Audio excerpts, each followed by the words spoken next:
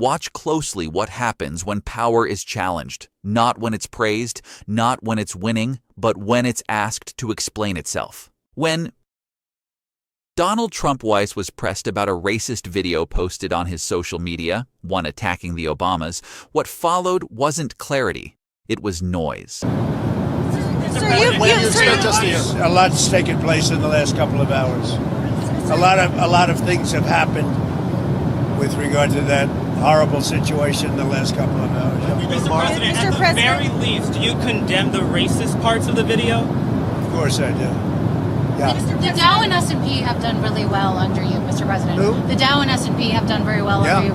Do you think that there's still more to... Everything's done well. Do you think there's still more... Everything. What hasn't done well? Do you think there's still more to do for Americans who can't afford to invest in the stock market? Well, I brought prices way down. You don't hear it anymore. You know, when I first came in, the Democrats were screaming affordability, and I just got there. Remember eggs?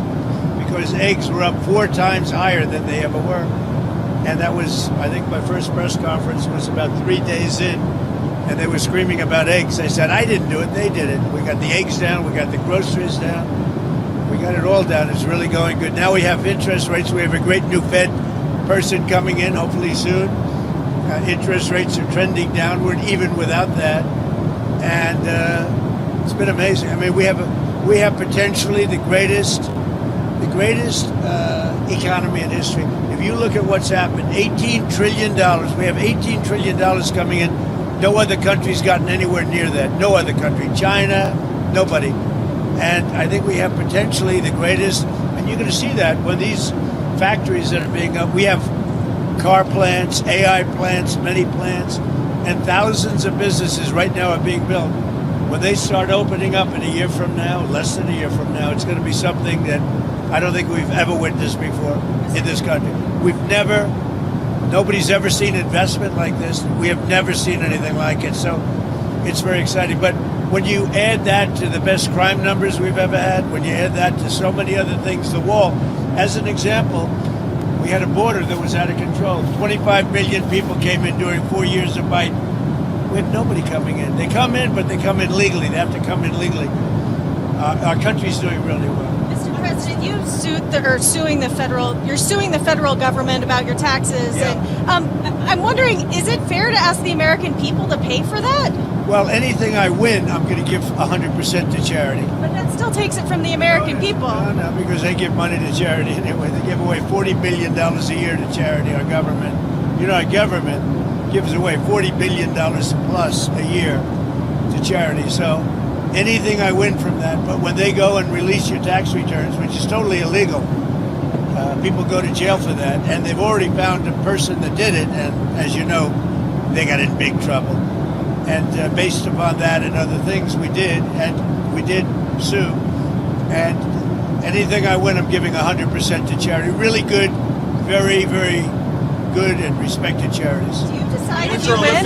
The Winter Olympics begin this weekend, Mr. President. I just spoke to Marco Rubio. I just spoke to J.D. Vance. They're over in Italy and representing us very well. They're doing a great job. Did you see that the Vice President got booed during the opening ceremony, though? What do you make of that sort of frosty?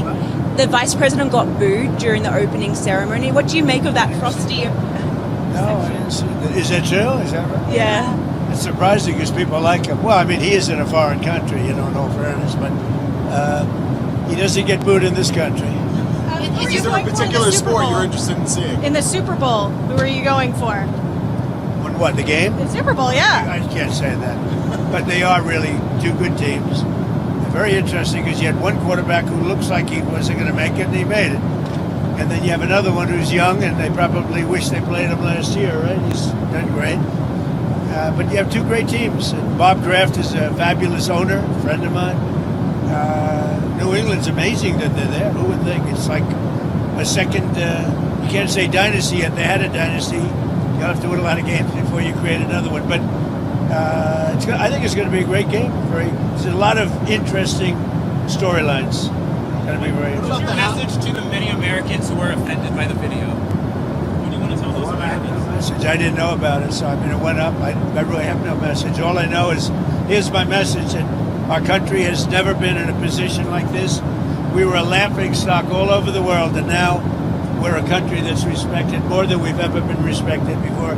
If you go back a year and a half ago, our country was a laughingstock, and now we're respected all over the world, like probably almost never before. I would say maybe like never before. And, you know, it's if you look at from an economic standpoint, the King of Saudi Arabia said it, others said it, we were not a country that was even thought of as a country that was going to make it back. And in 1 year, we're the hottest country.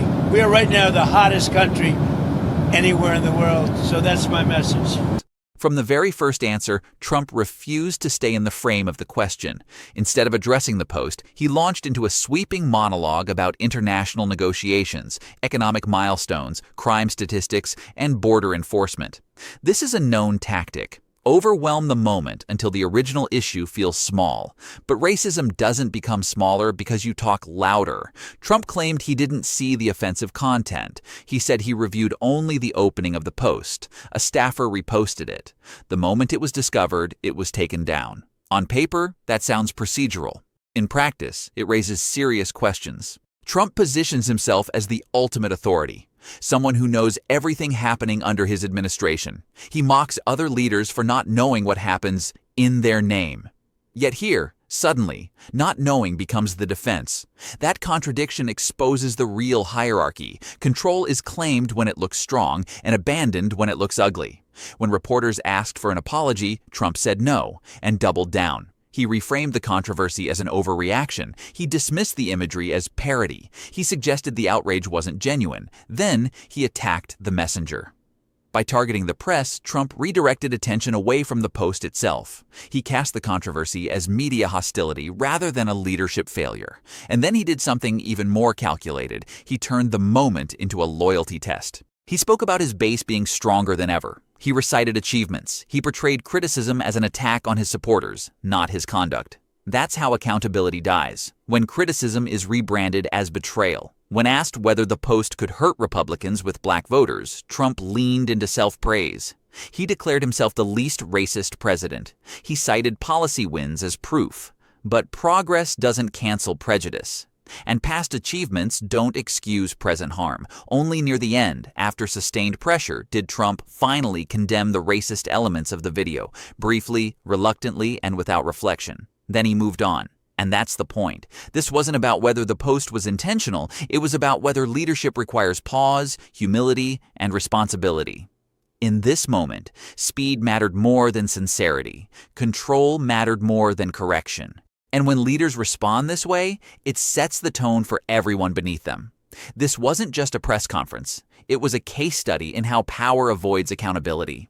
If you think leadership means slowing down when harm happens, if you believe responsibility can't be drowned out by noise, and if you want political analysis that cuts through performance, like the video. Subscribe for deeper breakdowns. And tell me in the comments, did this response bring clarity? Or was it just another distraction?